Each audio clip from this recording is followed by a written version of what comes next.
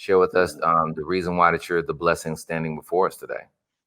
Oh, absolutely. One of the toughest and most precarious positions and place I'd ever been in my life, dealing with, that cancer diagnosis. And, oftentimes us as men, boys becoming men even, we see pain as weakness leaving the body. I was Hmm. having chest pains for quite some time, Hmm. about 2 weeks prior to diagnosis. And I didn't want to talk about it because, you got to be tough, got to be a man, don't show any weakness at all. I didn't even want to go to the hospital, go to Mm. get a doctor's appointment, anything. And I'm over at my friend's house watching a football game, can't breathe by halftime. It literally felt like somebody was stabbing me in my chest. Okay. His mother takes me to the hospital. My mother meets me there. The doctors and nurses are swirling around the hospital bed, scratching their head, wondering what's going on. And I Right. feel, we go to surgery immediately after doing a CT scan of the chest, the X-ray, and they see Hmm. my cells in my body are growing so fast they can see them growing with the naked eye, Mm. around my heart, my trachea, my esophagus, and they Mm. removed a tumor. I felt great coming out of surgery. The doctor says that you have what we call NHL.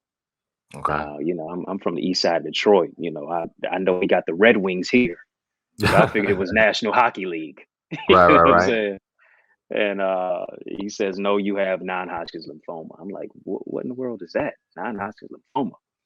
He says, not one, not two, not three, but four, stage 4 cancer. Mm. And I'm like, stage 4 cancer? You can't get cancer, stage 4 cancer till you 70, 80 years of age. What in the world is going on? And, Right. he says, don't ask why. And that was the question that I was asking for the next 2 years: chemotherapy, radiation.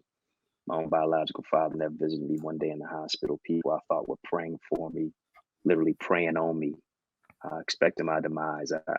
I'm blessed to beat it, the chemo and the radiation out of school. And I remember I was in a convenience store some years after that. A guy walks up to me who I remember from church back in the day. He Okay. says to me, "I thought you died." Ooh.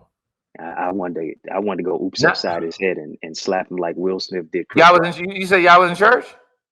No, I remembered him from church. I was in a Oh, convenience okay. store, but I was Somebody. real inconvenienced. Yeah. Okay, go ahead. I'm sorry. I Yeah. had some words just then, but go ahead. Go ahead. Nah, man. Nah, I felt anger in my soul that I'd never felt Right. before, Right. and I held my composure. But Folks, just if rude. Go ahead. right, yeah, folks just rude, man. So, people see your ordeal and have doubt about you being able to make it out. So I used all that negative steam to fuel and power my dream, man. And I was a kid who was told to never go to college. Now became a professor Right. at a college, and so it's a blessing to Right. live through dying places. I want to touch